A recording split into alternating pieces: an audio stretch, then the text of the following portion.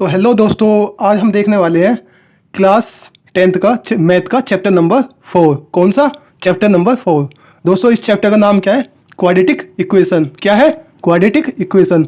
दोस्तों ये जो चैप्टर है ये आपके लिए क्या है, बहुत ही ज़्यादा इंपॉर्टेंट है। दोस्तों मैं इसको इंपॉर्टेंट क्यों बोल रहा हूँ, क्योंकि दोस्तों इसमें से सबसे ज़्यादा क्या है, क्वेश्चन पूछे जाते हैं। इसमें से लास्ट ईयर जो आपका जो एग्ज़ाम आया था सीबीएसई बोर्ड का, उसमें से इस सिंगल चैप्टर से 6 से 8 नंबर के क्या है क्वेश्चन पूछे गए हैं। जिसमें कि क्या था, मतलब आपको क्या है रूट निकालने थे किसके? क्वाड्रेटिक इक्वेशन के, है ना। और इसी चैप्टर के ऊपर दो वो आई थी क्या, वर्ड प्रॉब्लम। ठीक है, तो दोस्तों इसी को लेते हुए इस चैप्टर को क्या कह सकते हैं कि ये चैप्टर क्या है आपके लिए बहुत ही ज़्यादा इंपॉर्टेंट है। तो दोस्तों चलिए आइए देखते हैं क्या है क्वाड्रेटिक इक्वेशन। ठीक है, तो दोस्तों कोई भी इक्वेशन है तो पहले देखते हैं क्या क्वाड्रेटिक इक्वेशन। क्वाड्रेटिक इक्वेशन दोस्तों, इक्वेशन क्या होती है पहले आपको ये जानना होगा कि इक्वेशन होती क्या है। दोस्तों यदि कोई भी नंबर है ना, मान लो कि क्या है, कोई भी नंबर जैसे 2x + 5 इसके इक्वल टू में क्या है, 0 है, तो ये क्या होगी, एक इक्वेशन। ये क्या होगी? इक्वेशन। अगर 0 नहीं है तो वो क्या होगा? पॉलीनोमियल। तो दोस्तों अब देखते हैं कोई भी इक्वेशन यदि किस फॉर्म में है, किस फॉर्म में है भाई, ax² + bx + c equal to क्या भाई, 0। तो ये क्या होगी भाई? Quadratic equation. क्वाड्रेटिक इक्वेशन कोई भी इक्वेशन किस फॉर्म में है, ax² + bx + c = 0, जहाँ पे a क्या नहीं होना चाहिए, जहाँ पे a क्या नहीं होना चाहिए, 0 के इक्वल नहीं होना चाहिए। तो ऐसी इक्वेशन को हम क्या बोलेंगे? Quadratic equation. तो दोस्तों यही क्या होती है क्वाड्रेटिक इक्वेशन। आप क्या यदि आपसे कोई भी पूछता है, चलिए भाई बताइए कि क्वाड्रेटिक इक्वेशन होती क्या है, तो आप क्या बताएंगे कि कोई भी इक्वेशन यदि किस फॉर्म में है, ax² + bx + c = 0, जहाँ पे a की वैल्यू क्या नहीं होनी चाहिए, 0 के इक्वल नहीं होनी चाहिए। तो उसी इक्वेशन को हम क्या बोलेंगे? Quadratic equation. ठीक है दोस्तों, यदि यदि यदि यदि a की वैल्यू क्या है, 0 के इक्वल है, तो यदि यहाँ पे मैं क्या करूँगा, a की वैल्यू क्या है, 0 के इक्वल है, तो यहाँ पे a bx = 0। तो दोस्तों ये क्या बन जाएगी, एक bx + c। क्यों क्या हो गया, ये जो टर्म्स है ये क्या होगा, 0 के इक्वल। तो ये जो इक्वेशन आई है ये क्या है, ये क्या है भाई, ये है एक लीनियर इक्वेशन। क्या है? Linear equation. तो इसलिए हम कहते हैं कि a की वैल्यू क्या नहीं होनी चाहिए, 0 के इक्वल नहीं होनी चाहिए। यदि 0 के इक्वल है तो वो क्या बन जाएगी, वो क्वाड्रेटिक इक्वेशन नहीं होगी, वो क्या होगी भाई, एक लीनियर इक्वेशन। तो आपको यहाँ से क्या है, एक नोट डाल के इसको याद कर सकते हैं, है ना। तो दोस्तों अब चलते हैं इसके नेक्स्ट कंसेप्ट पर। तो दोस्तों अब जो नेक्स्ट कंसेप्ट है वो क्या है कि जीरोस ऑफ क्वाड्रेटिक इक्वेशन, या फिर क्या है, जीरोस ऑफ क्वाड्रेटिक इक्वेशन, या फिर आप ये भी बोल सकते हो कि रूट्स ऑफ क्वाड्रेटिक इक्वेशन। तो दोस्तों देख लेते हैं क्या होते हैं रूट्स। तो अगले जो नेक्स्ट कंसेप्ट है वो क्या है, रूट्स ऑफ क्या, क्वाड्रेटिक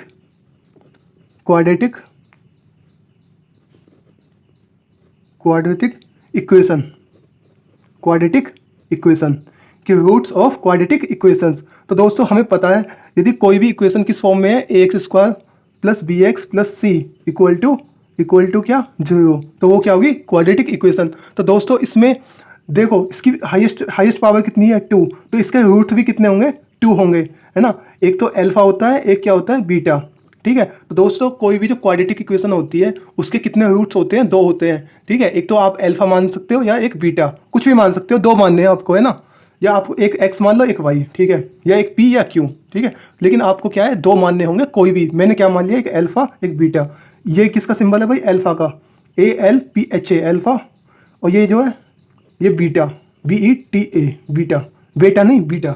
ठीक है, तो दोस्तों अब देखते हैं कि भाई इसके रूट्स निकालते कैसे हैं, है ना, इस इक्वेशन के रूट्स निकालते कैसे हैं। तो दोस्तों यदि हमें किसी भी क्वाड्रेटिक इक्वेशन के रूट्स निकालने हैं, ठीक है, तो हमारे पास क्या होते हैं, 2 मेथड होते हैं। तो दोस्तों देखते हैं ये क्या है कि we can find the roots of quadratic equation by 2 method.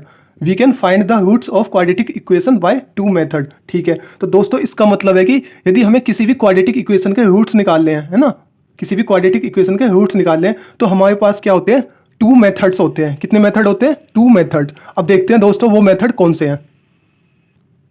तो दोस्तों इसका जो पहला जो मेथड होता है वो क्या होता है, जो फर्स्ट मेथड होता है वो क्या होता है भाई, फैक्टराइजेशन मेथड।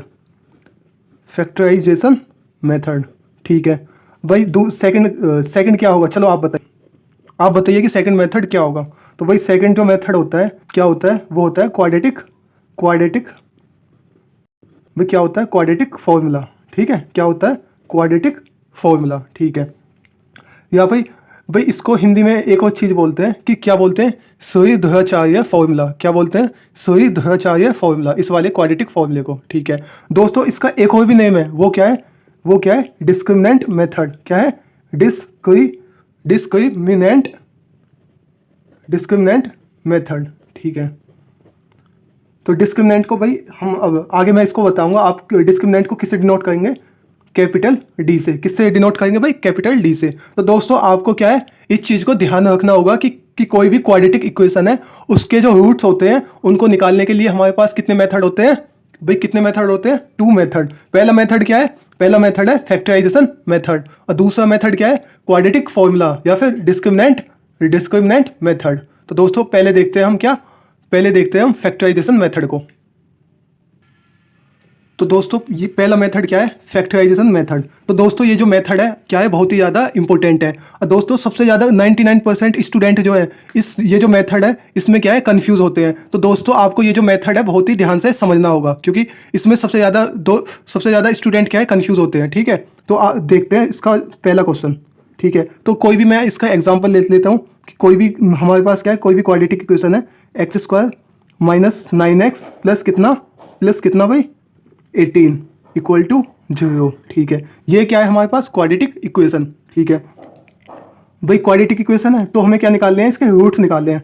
तो हम सबसे पहले क्या करेंगे कि रूट्स मान लेंगे। क्या लेट रूट्स क्या है इसके, रूट्स हैं इसके एक अल्फा एक क्या है बीटा, ठीक है। तो आप यहाँ पे आ जाइए कि x² माइनस का 9x प्लस कितना 18 इक्वल टू 0।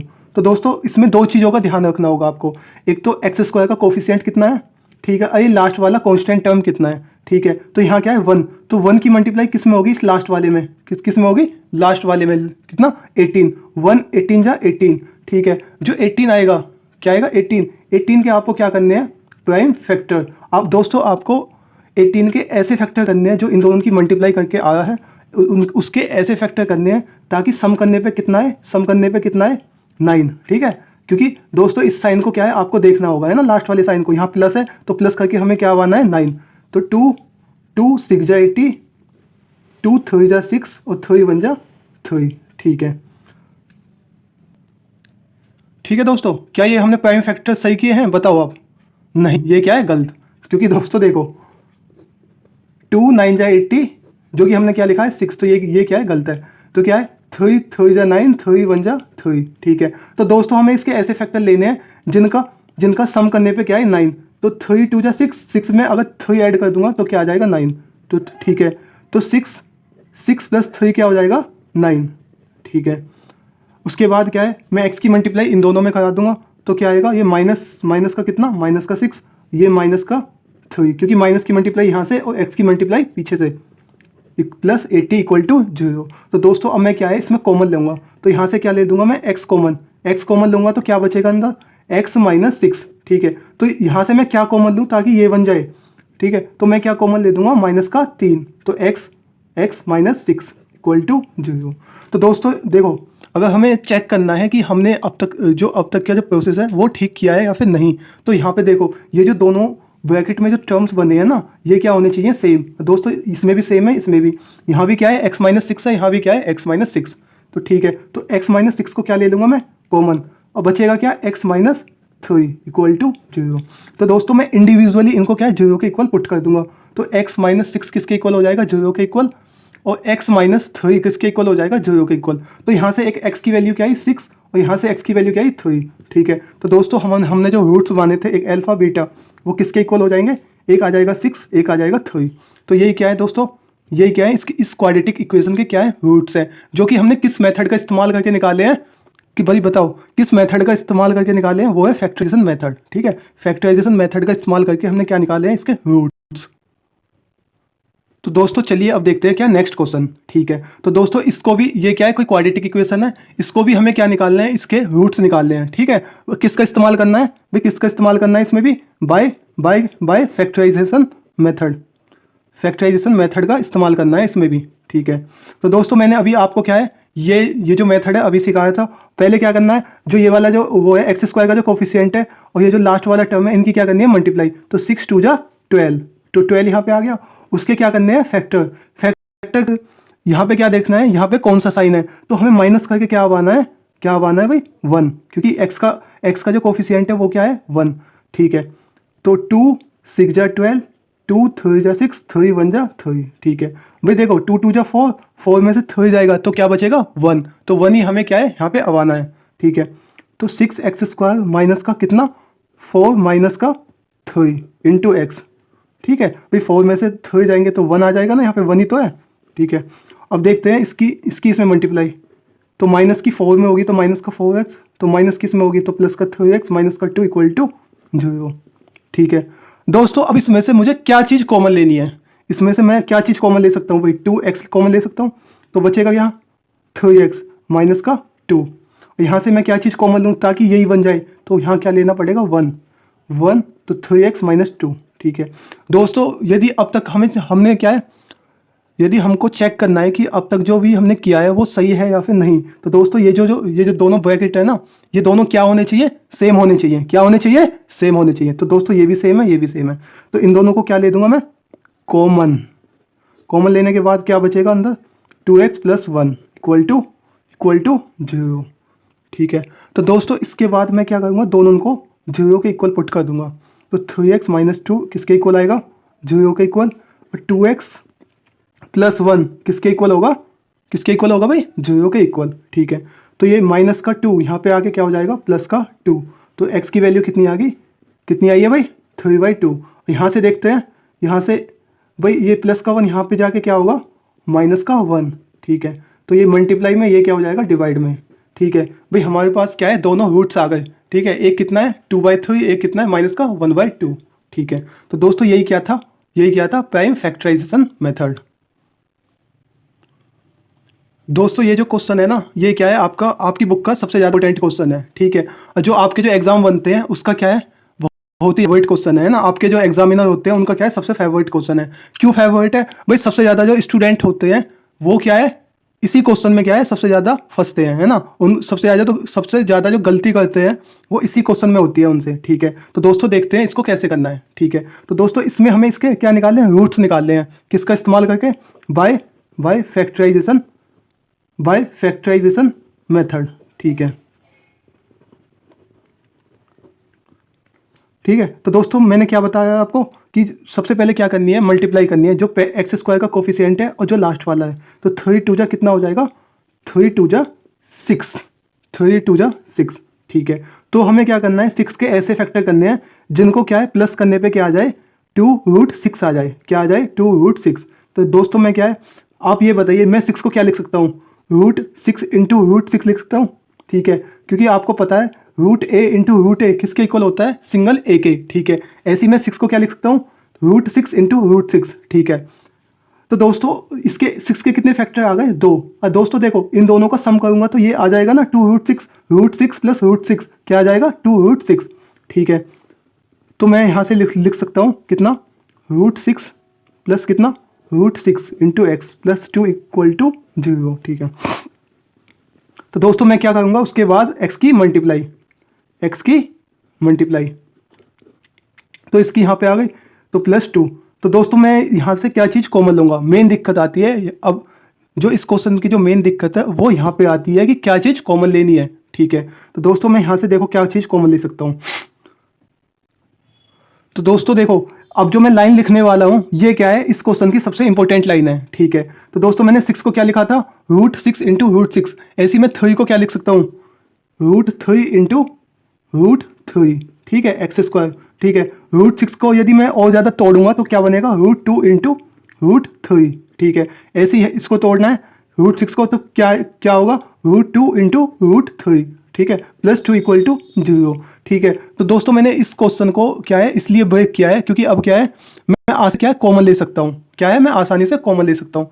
तो इन दोनों में से मैं कॉमन ले सकता हूँ, तो इन दोनों में से मैं √3x कॉमन ले दूंगा, है ना।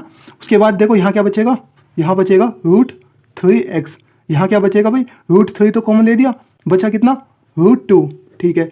यहाँ से क्या चीज़ कॉमन ले सकता हूँ भाई मैं, यहाँ से भाई इस 2 को भी आप क्या लिख सकते हो, √2 इंटू √2, तो यहाँ से मैं √2 कॉमन ले दूंगा, तो बचेगा क्या यहाँ पे रूट माइनस का √2, ठीक है। तो दोस्तों ये जो लाइन थी इस क्वेश्चन की क्या है, सबसे ज़्यादा इंपॉर्टेंट लाइन है, ठीक है। तो दोस्तों यदि हमें चेक करना है कि अब तक हमने क्या है ये क्वेश्चन ठीक किया है या फिर नहीं, तो ये जो दोनों ब्रैकेट हैं ये क्या होने चाहिए, दोनों सेम, तो दोनों क्या है, सेम है, ठीक है।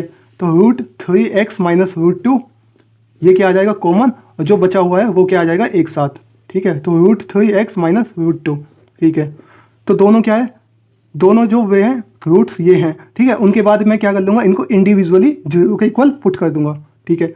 तो √3x माइनस √2 किसके इक्वल आ जाएगा, 0 के इक्वल। जो सेकंड रूट होगा वो क्या होगा, √3x माइनस √2 किसके इक्वल हो जाएगा, 0 के इक्वल। तो यहाँ x की वैल्यू आ गई √2 अपॉन √3, और यहाँ से भी क्या आ जाएगी √2 अपॉन √3, ठीक है। तो दोस्तों इसी के साथ क्या है, ये क्वेश्चन क्या था आपके लिए सबसे ज़्यादा इंपॉर्टेंट क्वेश्चन था, और आपकी जो बुक का जो सबसे ज़्यादा इंपॉर्टेंट क्वेश्चन है वो भी क्या है, यही है, क्योंकि सबसे ज़्यादा स्टूडेंट क्या है इसी क्वेश्चन में क्या है स्ट्रक होते हैं। तो दोस्तों इसी के साथ क्या है, अब हम क्या चलते हैं नेक्स्ट कंसेप्ट पर। तो दोस्तों अब क्या है इसका नेक्स्ट मेथड, ठीक है। तो दोस्तों मैंने क्या है, कोई भी क्वाड्रेटिक इक्वेशन जो थी उसके दो मेथड होते हैं, क्या उसकी रूट्स लेने के लिए। पहला मेथड क्या था, पहला मेथड था फैक्टराइजेशन मेथड। ये जो दूसरा जो मेथड है वो क्या है, क्वाड्रेटिक फॉर्मूला, ठीक है। तो दोस्तों देखते हैं ये है क्या चीज़। तो दोस्तों हमारे पास क्या है, कोई भी क्वाड्रेटिक इक्वेशन है ax² plus bx plus c equal to क्या है 0 के इक्वल है, ठीक है। तो हमें पता है इसके दो रूट्स होते हैं, एक अल्फा और एक क्या होता है बीटा, ठीक है। तो दोस्तों क्वाड्रेटिक फॉर्मूला का यूज़ करके हम क्या निकालते हैं, किसी भी क्वाड्रेटिक इक्वेशन के रूट्स, और जो वो रूट्स होंगे वो क्या होंगे, अल्फा कोमा बीटा किसके इक्वल होंगे, -b plus minus under root में b² माइनस का 4ac अपॉन में कितना 2a, ठीक है। तो दोस्तों आपको इस फॉर्मूले को देखकर क्या है चौंकना नहीं है बिल्कुल भी, ठीक है। बस क्या है आपको शांति से ये जो फॉर्मूला है ये क्या है याद कर लेना है ना, क्योंकि दोस्तों एग्जाम में आपको क्या है पर्टिकुलरली आपको मेंशन करके देगा कि आपको किस मेथड के द्वारा क्या है क्वाड्रेटिक इक्वेशन को सॉल्व करना है, आपको फैक्टराइजेशन मेथड का इस्तेमाल करना है या फिर क्वाड्रेटिक फॉर्मूले का, ठीक है। तो क्वाड्रेटिक फॉर्मूला क्या होता है कि अल्फा कोमा बीटा किसके इक्वल होगा, -b plus minus under root b² minus 4ac upon में 2a। भाई ये प्लस माइनस क्यों है, क्योंकि एक रूट क्या होती है प्लस, एक रूट क्या होती है माइनस, ठीक है। तो दोस्तों देखते हैं क्या है, मान लो कि हमारे पास क्या है, तो दोस्तों आप मान सकते हैं कि हमारे पास क्या है कोई क्वेश्चन है कि 2x² plus x minus 6 equal to 0। तो दोस्तों सबसे पहले क्या है, हमें इसको क्या है क्वाड्रेटिक इक्वेशन से क्या करना है कंपैरिजन। तो ax² plus bx plus c is equal to 0 के इक्वल। तो दोस्तों a की वैल्यू कितनी है, a की वैल्यू है यहाँ पे, a की वैल्यू है 2, और b की वैल्यू देखो यहाँ x के कोफिशिएंट कितना है 1, यहाँ x का कोफिशिएंट क्या है b, तो b की वैल्यू क्या आ जाएगी 1, ठीक है। c की वैल्यू कितनी है -6, c की वैल्यू कितनी है -6, ठीक है। तो दोस्तों ABC की वैल्यू क्या है हमने निकाल ली है, और ABC की वैल्यू को हमें कहाँ पे पुट करना है, इस फॉर्मूले में, ठीक है। तो आइए दोस्तों चलते हैं कैसे पुट करते हैं। तो अल्फा कोमा बीटा किसके इक्वल होगा, -b plus minus under root b² minus 4ac upon में कितना है भाई 2a, ठीक है। तो भाई सबसे पहले b की वैल्यू कितनी है 1, तो b की वैल्यू क्या आ जाएगी 1, b की वैल्यू क्या आ जाएगी 1, तो माइनस का साइन है तो माइनस का 1, ठीक है, प्लस माइनस अंडर रूट में b², b की वैल्यू कितनी है 1, तो 1 का स्क्वायर क्या होगा 1, माइनस का 4a की वैल्यू कितनी है 2, ठीक है। और c की वैल्यू कितनी है, c की वैल्यू है -6 अपॉन में 2a की वैल्यू कितनी है 2, a की वैल्यू यहाँ पे लगानी है, ठीक है। दोस्तों देखते हैं, तो -1 प्लस माइनस दोस्तों अब इसको सॉल्व करेंगे कि 1 देखो 4 2 जा 8 6 जा 48, ये माइनस का साइन यहाँ पे क्या हो जाएगा प्लस का, तो 48 अपॉन में कितना है 2 2 जा 4, ठीक है। तो अल्फा कोमा बीटा देखो क्या आएगा, अल्फा कोमा बीटा आएगा -1 प्लस माइनस देखो 48 प्लस 1 कितना होगा 49, अब 49 का स्क्वायर रूट कितना होता है, 49 किसका स्क्वायर रूट होता है 7 का, तो यहाँ पे क्या आ जाएगा 7, ठीक है, अपॉन 4। तो दोस्तों तो अल्फा की वैल्यू क्या आ जाएगी प्लस वाला -1 प्लस 7 अपॉन में कितना 4, और बीटा क्या होगा माइनस वाला, तो अब लास्ट में क्या है, प्लस वाले को एक साथ ले लेना और माइनस वाले को एक साथ, ठीक है। तो -1 माइनस 7/4, तो प्लस का 7 में से माइनस का 1 गई तो कितना आएगा, प्लस का 6/4, तो ये कितना आएगा 3/2, ठीक है। तो -1 -7 तो माइनस माइनस प्लस, तो कितना आ जाएगा माइनस का 8/4, तो बीटा की वैल्यू कितनी आ गई, -2, ठीक है। तो अल्फा कोमा बीटा की जो वैल्यू आ गई है वो 3/2 एक है -2। तो दोस्तों यही क्या है, क्वाड्रेटिक इक्वेशन के दोनों रूट्स हैं। किस मेथड का इस्तेमाल किया है हमने, क्वाड्रेटिक फॉर्मूले का इस्तेमाल किया है इसमें, ठीक है, जो कि क्या है मेथड नंबर 2 है। तो दोस्तों अब देखते हैं इस चैप्टर का क्या लास्ट कंसेप्ट, ठीक है, वो क्या है, nature of roots, nature of roots. तो दोस्तों हमने क्या है कि कोई भी जो क्वाड्रेटिक इक्वेशन है हमें पता है कि उसके कितने क्या होते हैं, 2 रूट्स होते हैं, ठीक है। कोई भी जो क्वाड्रेटिक इक्वेशन होती है उसके 2 रूट्स होते हैं, एक अल्फा एक या बीटा, ठीक है। ठीक है, आप ऐसे भी याद कर सकते हो कि जो क्वाड्रेटिक इक्वेशन होती है उसकी 2 लड़की होती हैं, ठीक है। कौन सी लड़की, पहली लड़की है अल्फा, दूसरी क्या है बीटा, ठीक है। अब उन दोनों लड़कियों का क्या है, हमें नेचर देखना है, ठीक है। उन लड़कियों का क्या देखना है, नेचर, मतलब क्या, नेचर ऑफ रूट्स, ठीक है। तो उनका क्या है, नेचर देखना है। तो हमें क्या है, एक फॉर्मूला होता है क्या, डिस्क्रिमिनेंट फॉर्मूला, ठीक है। क्या होता है वह डिस्क्रिमिनेंट होता है क्या, b² - 4ac, ठीक है। डिस्क्रिमिनेंट क्या होता है, b² - 4ac, ठीक है। तो दोस्तों यदि किसी भी क्वाड्रेटिक इक्वेशन की रूट्स हैं उनका हमें क्या पता करना है, नेचर पता करना है, तो वो हम किसके द्वारा निकाल सकते हैं, वो निकाल सकते हैं डिस्क्रिमिनेंट के द्वारा। किसके द्वारा, डिस्क्रिमिनेंट। और डिस्क्रिमिनेंट की वैल्यू क्या होती है, b² - 4ac, b² - 4c। तो दोस्तों यदि डिस्क्रिमिनेंट की वैल्यू क्या है, 0 से बड़ी है, तो रूट्स कैसे होंगे भाई, रूट्स होंगे रियल, ठीक है। रूट्स कैसे होंगे, real and unequal, real and unequal, ठीक है। या फिर आप ये कह सकते हो real and distinct, DISTINCT, distinct का मतलब होगा अलग अलग, डिफरेंट, ठीक है। यदि, ठीक है दोस्तों, केस नंबर 1 क्या है, केस नंबर 1 क्या, यदि डिस्क्रिमिनेंट की वैल्यू क्या है 0, तो रूट्स का जो नेचर होगा, रूट्स का जो ये नेचर होगा वो क्या होगा, रूट्स का नेचर होगा रियल एंड अनइक्वल या फिर रियल एंड डिस्टिंक्ट, ठीक है। तो केस नंबर 2 दोस्तों, केस नंबर 2 क्या बनता है, यदि क्या है डिस्क्रिमिनेंट की वैल्यू क्या है 0 के इक्वल है, डिस्क्रिमिनेंट की वैल्यू क्या है 0 के इक्वल है, ठीक है। जो रूट्स का जो नेचर होता है वो क्या होता है, रियल एंड इक्वल, ठीक है। तो दोस्तों यहाँ से क्या है, हमने दोनों जगह क्या कर लिया है, पता कर लिया है, ठीक है। यदि डिस्क्रिमिनेंट की वैल्यू क्या है 0 से बड़ी है तो रूट्स का नेचर क्या होगा, रियल एंड अनइक्वल, ठीक है। अगर डिस्क्रिमिनेंट की वैल्यू क्या है 0 के इक्वल है तो रूट्स का नेचर क्या होगा भाई, रियल एंड इक्वल, ठीक है। इसमें क्या आएगा, इक्वल, 0 के इक्वल तो इक्वल, ठीक है। केस नंबर जो थर्ड बनता है, यदि क्या है डिस्क्रिमिनेंट की वैल्यू क्या है, लेस देन 0 है, तो रूट्स का जो नेचर होगा वो क्या होगा अनरियल, तो अनरियल रूट होंगे, है ना, अनरियल रूट होंगे, ठीक है। तो दोस्तों ये क्या है, तीनों केस आपको क्या याद होने चाहिए, है ना। केस नंबर 1, अगर डिस्क्रिमिनेंट की वैल्यू क्या है 0 से बड़ी है तो रूट्स का नेचर क्या होगा, रियल एंड अनइक्वल, ठीक है। सेकंड केस बनता है, यदि डिस्क्रिमिनेंट की वैल्यू क्या है 0 के इक्वल है तो रूट्स का नेचर क्या होगा, रियल एंड इक्वल, ठीक है। थर्ड केस बनता है, यदि डिस्क्रिमिनेंट की वैल्यू क्या है लेस देन 0 है तो रूट्स का नेचर क्या होगा, अनरियल रूट्स होंगे, ठीक है। तो दोस्तों इसी कंसेप्ट के ऊपर क्या है, हम क्या है 1-2 क्वेश्चन देख लेते हैं। तो दोस्तों क्या है, ये क्या है क्वेश्चन है, ये क्या है क्वाड्रेटिक इक्वेशन है, ठीक है। तो दोस्तों पहली चीज़ हमें क्या फाइंड करना है इसमें, पहली चीज़ दोस्तों क्या फाइंड करना है कि डिस्क्रिमिनेंट की वैल्यू क्या होगी, मतलब डी की वैल्यू क्या होगी।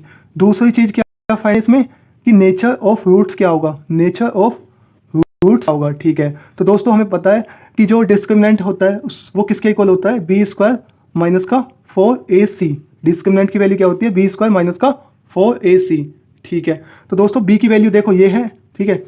तो पहले हम इसको कंपेयर कर लेते हैं, ax² + bx + c = 0, ठीक है। तो दोस्तों b की वैल्यू कितनी है, b की वैल्यू है 4, तो 4 का स्क्वायर, ठीक है, -4, a की वैल्यू कितनी है, a की वैल्यू है 2, c की वैल्यू कितनी है 3, ठीक है।